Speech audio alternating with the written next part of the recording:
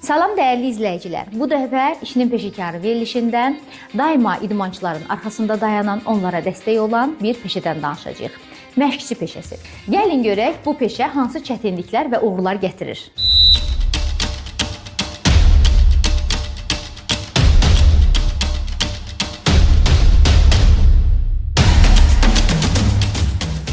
Dəyərli izləyicilər, bugün ömrünün yarısını məşqçi peşəsinə sərf etmiş Zamin bəylə tanış olacağıq. Zamin bəy, özünüz haqqında məlumat verin, sizi tamaşaçılarımız daha yaxından tanısınlar. Mən Zamin Əsədullayev, Azərbaycan Respublikasının əməkdar məşqçisiyəm. UEFA-nın ali lisenziyalı məşqçisiyəm. 20 ildən artıqdır ki, məşqçilik fəaliyyətində məşğulam. Siz necə oldu ki, məşqçi olmaq qərarına gəldiniz, məhz bu sənəti seçdiniz? Gənc yaşlarımda futbol oynayırdım. Zədələndim və mənim uşaq futbol məşqçim Ələkbər Cəfərov mənə təklif elədi ki, gəl mənim yanımda məşqçiliyi öyrən və başdakından məşqçi kimi fəaliyyət göstər. Onda da mənim 19 yaşım var idi. 19-un içində idim, hətta tamam olmamışdı. Onda mən dedim, Ələkbər, məndən məşqçi çıxmaz, yəni mən hara, məşqçilik hara, mənə çox qəribə gəlirdi.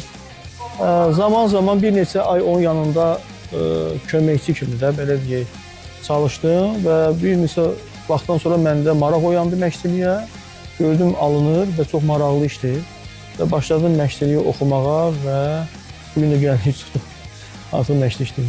Onda belə çıxır ki, sizin məşqçi olmağınız bir növdə idmançı olmağınıza bağlıdır. Bəli, əlbəttə. 7 yaşımdan futbol oynamışam. Uşaq futbolu, ondan sonra yeniyetmə və gənc vaxtlarımda artıq zədələndim. Ondan sonra futbola atdım, belə deyək. Sonra başladım məşqçiliyi. O deyirləri, hər uğursuzluğun arxasında bir uğur dayanır. Bəli, praktik olaraq onu mən yaşayıram.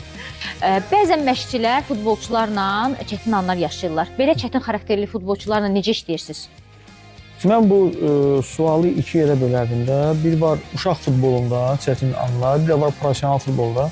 Professional futbolda yanaşma tam başqadır, uşaq futbolunda yanaşma tam başqadır. Nə mənada? Professional artıq klubdan maaş alır, klubun belə deyək, işçisidir. Təsir rikadları daha çox olur məşqçidə.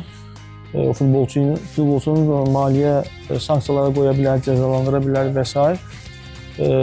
Və yaxud da hələ futbolçu ola bilər ki, onu ilə ancaq psixoloji, yəni danışıqla o problemi aradan qaldıra bilər. Yəni burada da fərdi yanaşma var. Həm professional futbolda var fərdi yanaşma, həm də uşaq futbolunda. Yəni biz burada kollektivdir. Biz hamıya eyni metodla yanaşa bilmərik də. Gələcək üçün planlarınız nədir Zamin bəy? Futbol üçün hansı yenilikləri düşünmüsünüz? Nələr tətbiq etmək istəyirsiniz? Əgər siz bizim klubu nəzərdə tutursunuzsa, gələcək üçün bizim planlarımız hər yaş qrupu üzrə ilbəil biz Respublika çempionatında komanda sayımızı artırırıq. Məqsədimiz də bu il inşallah nəsib olsa 2 yaş qrupunu artırmaqdır. Hal-hazırda U10-lar, U11, U12-lər Azərbaycan çempionatında oynayır.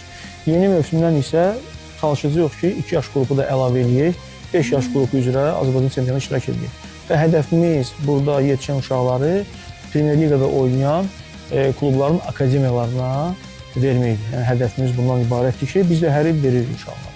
Zamin bəy, sizi işinizdə ən çox qürurlandıran an nədir? Hansıdır? Ən çox qürurlandıran an bizim yetişdirməmizin başqa bir kluba keçidi və orada oynaması. Ondan yəni qürurlu bir an yoxdur da mənim üçün. Sonda isə futbol məşqçisi olmaq istəyənlərə nə tövsiyə edərdiniz? Kim futbol məşqçisi olmaq istəyirsə, gəlsin bizim kimi klublarda müraciət eləsin, biz onları götürək. Bizdə yəni bu xidmət də var, məşqçi yetişdiririk. Hələ son məşqçimiz bir 2 həftə olar bundan qabaq, yəni yetişdirdiyimiz məşqçi başqa kluba getdi, artıq orada çalışır, yəni professional müqavilə bağlayır, işini davam edir. Gəlsin bizim kimi klublara, bizim yanımızda təcrübə keçsin, işi öyrənsin, ona hansı bir qrupu verək, yavaş-yavaş inkişaf eləsin, biz onu sonradan işə də götürə bilərik və yaxud da başqa yerdə gedib işləyə bilərik. Yəni o məcbur deyil bizdə, yalnız işləsin.